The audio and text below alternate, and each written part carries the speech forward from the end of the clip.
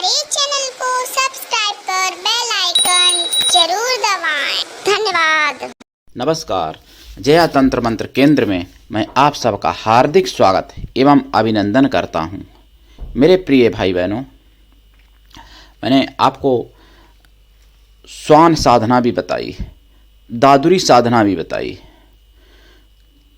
और अब आपको मैं बताऊंगा एक कौवा तंत्र की साधना, जिसमें किसी भी कौवा की हत्या नहीं करनी, लेकिन काम ऐसा होता है कि आप त्रिकालदर्शी भी बन सकते हो। ईश्वर ने चाहा तो इसी वीडियो में बताऊंगा, नहीं तो अगले आने वाले में बताऊंगा। आज का वीडियो सभी के काम में आने वाला है, चाहे कोई भी हो, साधना क्षेत्र में हो या बिना साधना क्षेत्र में। इसके लिए देखना होगा आपको हमारा वीडियो अंत तक। यदि आपने हमारा चैनल अभी तक सब्सक्राइब नहीं किया है तो अभी तुरंत लाल वाली बटन दबाओ और घंटी बजा दो। आप तुरंत हमारे चैनल के सब्सक्राइबर बन जाओगे। आप हमारे वीडियो को फेसबुक पर, व्हाट्सएप पर, ट्विटर अकाउंट के माध्यम से और इंस्टाग्राम पर अधिक से अधिक शेयर करें। लाइक और कमेंट करना भी आपका फर्ज है। दुनिया में जिसका कोई नहीं, मैं उसका हूँ। अगर आपको अपनों ने धोखा दिया है, यदि आपको परायों ने धोखा दिया है, तो आप एक बार मुझे अवश्य आजमाएं। हमारा मोबाइल नंबर है 9305 63 71 73। मेरे प्रिय भाई बहनों, हमारे कमेंट बॉक्स में कोई यदि फ्रॉड अपना नंबर छोड़ता है तो ऐसे नंबरों से आप सावधान रहें, संपर्क ना करें। यदि आप ऐसे नंबरों पर संपर्क करते हैं, आपके साथ ठगी धोखाधड़ी कुछ भी होता है, उसके जिम्मेदार आप स्वयं होंगे। चैनल आपकी कोई भी जिम्मेदारी नहीं लेता, क्योंकि मैंने अपना नंबर बोल के बताया है 9305 63 71 73। इसी नंबर से संपर्क करें। यदि हमसे बात करनी है तो भारतीय टाइम दोपहर 12 से 2 के बीच में। मेरे प्रिय भाई बहनों, देखिए, मैंने अभी वीडियो में बोला था कुछ समय पहले कि कुछ हिंदू अपने कर्मों से बर्बाद हुए या होंगे। तो कुछ लोगों ने कॉल करके पूछा, तो मैं किसी की एक का उत्तर मैं हर कॉल पे दूं तो ऐसा संभव नहीं, तो मैं वो उत्तर सभी के लिए यहाँ पर बोल देता हूँ। देखिए, मैंने बताया था कि लोग सतगुरु बदल लेते हैं, लोग अपना इष्ट बदल लेते हैं। यानी किसी की पूजा कर रहे हो 50 साल से, और अगर कोई दूसरा कह दे तो फिर उस देवता को छोड़ के दूसरे देवता को पकड़ लेते हैं। ये बात, ये कमियां। दूसरी बात, अब आप समझिए, अभी 2022 चल रहा है। मान लो 2022 ईस्वी वर्ष है, 2022 जाने वाला है। कितने परसेंट हिंदू ऐसे हैं जिनको अपनी हिंदी वाली वर्ष का ज्ञान है? अभी तो मतलब जो हैप्पी न्यू ईयर और मतलब नववर्ष की हार्दिक शुभकामनाएं एक दूसरे को देंगे या बोलेंगे व्हाट्सएप के माध्यम से, या जैसे भी ग्रीटिंग कार्ड भी बहुत लोग देते हैं।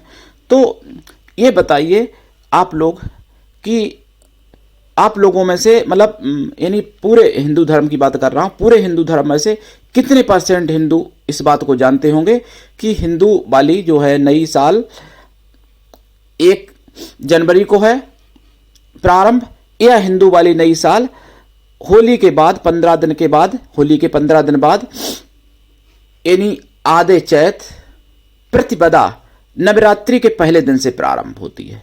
ये कितने लोग जानते हैं?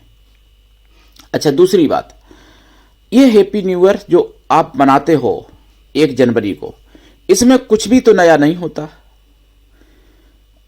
न तो ऋतु चेंज होती है भाई। 31 दिसंबर को भी और 30 दिसंबर को भी भाई ऋतु रहती है, सर्दी। हमारे भारत में तो हर जगह रहती है लगभग। और 1 जनवरी को भी वही सर्दी और वही सब कुछ रहता है। कुछ भी तो नया नहीं होता है। केवल आपको लगता है कि ये नई साल आ गई, क्योंकि ये आप लोगों ने बनाई। मतलब हिंदू ने नहीं बनाई, ईसाई लोगों ने बनाई थी। लेकिन आज ये विडंबना है कि हिंदू लोग ईसाइयों से ज़्यादा मनाते हैं। अच्छा, दूसरी बात, जो हिंदू धर्म की नई साल आती है उसमें तो नया दिखता है, क्योंकि सर्दी जा रही होती है उस समय और गर्मी शुरुआत हो रही होती है गर्मी की।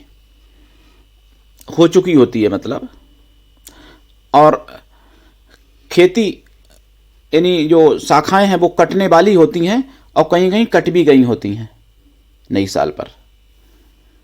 और नवरात्रि से का पहला दिन होता ही है पर्वों में, और उसी दिन से ब्रह्मा जी ने सृष्टि भी रची थी, नवरात्रि के पहले दिन से, चैत या कुंवर, मतलब चैत में रची थी लेकिन कुंवर में भी नवरात्रि होते हैं, वो मैं बोल गया। तो कहने का मतलब नवरात्रि तो वैसे 4 होते हैं साल में, लेकिन चैत की नवरात्रि में सृष्टि रची थी पहले दिन से पाड़िबा को नवरात्रि में।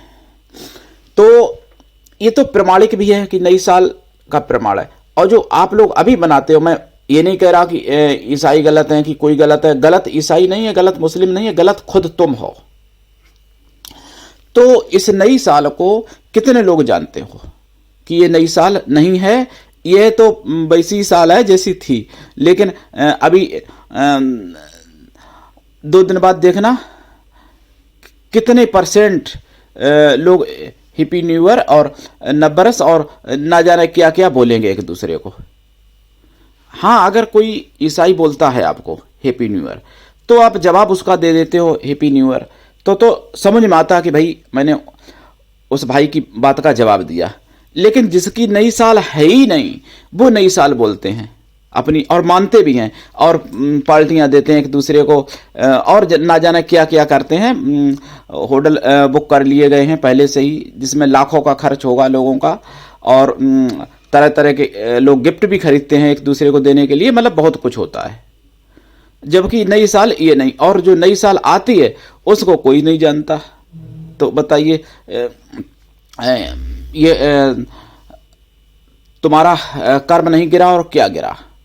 बहुत से हिंदू लोग अपने कर्मों से गिरने के कारण आज यानी पतन के रास्ते पर खड़े। तो मेरे प्रिय भाई बहनों, देखिए, सबसे पुराना सनातन धर्म है। मैं किसी धर्म की खिलाफत या बुराई नहीं कर रहा हूं, लेकिन ये तो सभी धर्म के धर्मगुरु जानते हैं कि सबसे प्राचीन, सबसे पुराना सनातन धर्म है। और सनातन धर्म की कोई अवधि नहीं कि कब से है। और धर्मों की तो सबकी अवधि है, किसी को 1500 वर्ष हुए, तो किसी को 2000 वर्ष हुए, तो किसी को 2500 वर्ष हुए, मतलब किसी को सबकी अपनी अपनी वो है डेट है कि इतनी तारीख से इतने मतलब वर्ष हो गए हैं इस धर्म को चले हुए। तो अब आप समझ सकते हो। अच्छा, दूसरी बात, एक मैं कभी कभार बोलता हूँ कि जो विदेशी मतलब मुगल आए थे, जिन्होंने सब कुछ नष्ट किया हमारे भारत में, तो उससे नुकसान सभी धर्मों का हुआ, अकेले हिंदू धर्म का नहीं हुआ। जैसे हमारे धर्म में, सनातन धर्म में आयुर्वेदिक इतनी पद्धतियाँ थीं कि जो आप अभी सर्जरी कराते हो, अभी आप ऑपरेशन कराते हो, जिसमें ठीक होने में महीनों लग जाते हैं। परहेज डॉक्टर बताते ना, 6 महीने, 3 महीने, 4 महीने परहेज करना, जैसा ऑपरेशन रहे। हमारे आयुर्वेदिक में शल्य चिकित्सा हुआ करती थी, जिसमें ऑपरेशन तुरंत करके और तुरंत ताज़ा हो जाता था वो सब कुछ जो पहले था, यानी सर्जरी और सब कुछ। लेकिन दुर्भाग्य ऐसा है कि सर्जरी के नाम हुआ कि विदेश से सर्जरी आई, कि कहाँ से आई, कैसे आई, वो अलग विषय है। लेकिन हमारे सनातन धर्म में आयुर्वेदिक पद्धति में सर्जरी और ऑपरेशन यानी सब कुछ था, और वो उसी दिन और 1 घंटे में, यानी जितनी देर होने में टाइम लगता था 5-5 मिनट में भी हो जाते थे ऑपरेशन, ऐसा भी था विधि विधान। तो ऑपरेशन होने के बाद, यानी जिसको शल्य चिकित्सा कहते हैं आयुर्वेदिक भाषा में, तो शल्य चिकित्सा करने के बाद तुरंत व्यक्ति वैसा ही हो जाता था। और उदाहरण के लिए गणेश जी का सिर लगाना, आज कितना भी ऑपरेशन, कितना भी आपके पास सर्जरी हो, लेकिन आप ऐसा नहीं कर सकते कि किसी मनुष्य पर, किसी जीव का सिर लगा के और उसको जीवन दान दे दें, या मनुष्य का ही सिर लगा दें, कटा हुआ सिर जोड़ दें और वो जीवित हो जाए। ऐसा नहीं आप लोग कर सकते अभी। लेकिन हमारे आयुर्वेदिक में ऐसा हुआ है, कई लोगों को हुआ है। गणेश जी का तो मैंने एक उदाहरण दिया, ऐसे और भी लोग हैं जिनके सिर कटे और फिर जुड़े और उनका जीवन रहा। तो ये हमारे आयुर्वेदिक में थी। तो आयुर्वेदिक से ऐसा तो नहीं है कि कोई हिंदू ही लाभ उठाता, ईसाई नहीं उठाते, या मुस्लिम नहीं उठाते, या यहूदी या पारसी नहीं उठाते। भाई हमारे यहाँ कोई भेदभाव नहीं था, तो हर कोई वैद्य के पास जा सकता था, हर कोई वैद्य से अपना इलाज करा सकता था, और आज भी है, हर जगह है। तो कहने का मतलब वैद्य सभी के होते हैं, डॉक्टर सभी के होते हैं, किसी एक धर्म के नहीं होते हैं। तो मेरे प्रिय भाई बहनों, जो मुगल काल में विदेशी ताकतों ने नष्ट किया, उसमें पूरे विश्व का नुकसान हुआ, यहाँ तक कि उनका भी नुकसान हुआ। लेकिन वो नहीं जानते थे कि मैं भारत का बिगाड़ रहा हूँ कुछ, कि अपना बिगाड़ रहा हूँ। क्योंकि भारत एक ऐसी जगह थी, ऐसा स्थान था जो कि पूरे विश्व का व्यक्ति यहाँ से हर प्रकार का लाभ लेता था, चाहे वो सिद्धियाँ रिद्धियाँ का हो, चाहे वो चिकित्साओं का हो, चाहे वो ज्ञान का हो, ज्योतिष का हो, विज्ञान का हो, मतलब हर प्रकार का। सतयुग त्रेता से ये चला रहा। लेकिन दुर्भाग्यवश हिंदू सो गया, हिंदू कर्मों से गिर गया, और हिंदू जो है पथभ्रष्ट हो गया। इसीलिए अपनी सनातनी संस्कृति को बचा के नहीं रख सका।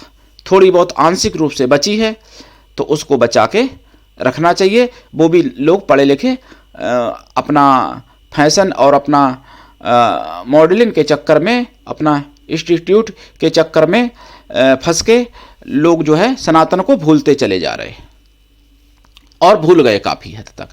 और अगर कोई सनातन की बात करे तो, जबकि मैंने अभी किसी धर्म की बुराई तो नहीं की है इस वीडियो में, लेकिन फिर भी कुछ मूर्ख ऐसे हिंदू हैं जो कि उसमें इस वीडियो को भी नफरत फैलाने वाला कह सकते हैं। यानी अगर कोई सनातन धर्म की मूलता बात कर दे तो समझ लो वो नफरत फैलाने वाला हो गया पैदा। मूर्ख हिंदू ही लोग कहते हैं, जबकि मुसलमान भाई हमारे, ईसाई भाई समझते हों इस चीज़ को कि ये बात कहाँ पर है और कैसी है, लेकिन हिंदुओं को लगता है कोई भी धार्मिक बात नफरत फैलाने वाली। तो मेरे प्रिय भाई बहनों, अगर ऐसा ही चलता रहा तो एक दिन हिंदू पृथ्वी से खत्म हो जाएगा, हिंदू धर्म पृथ्वी से, अगर ना सुधरे तो। और संभल गए तो फिर भैया कोई बात नहीं। एक मैंने कीर्तन बनाया था, तो उसमें एक अंतरा था, अर्जी हमारी और मर्जी तुम्हारी, अगर तुम न संभले पड़े चोट भारी। ये कीर्तन में एक जो है कड़ी थी, मतलब चेतावनी थी। जय गुरुदेव, जो मथुरा के परम संत जय गुरुदेव महाराज हुए हैं, उन्हीं के सत्संग में मैं गाया करता था ये चेतावनी, और मैं उन सतगुरु महाराज से मैं जुड़ा। अब तो खैर सतगुरुदेव मतलब सतलोकवासी हो गए, अनाम लोकवासी हो गए। तो कहने का मतलब मेरा कि अभी भी समय है, संभल जाओ तो बच जाओगे, और नहीं संभले तो फिर तो भगवान मालिक है। तो मेरे प्रिय भाई बहनों, आगे वीडियो में आपको बताऊंगा, दूसरे वीडियो में कौआ तंत्र से सिद्धि, अचूक सिद्धि, त्रिकालदर्शी बनने वाली। तो आज के लिए इतना ही, धन्यवाद। जय श्री राम।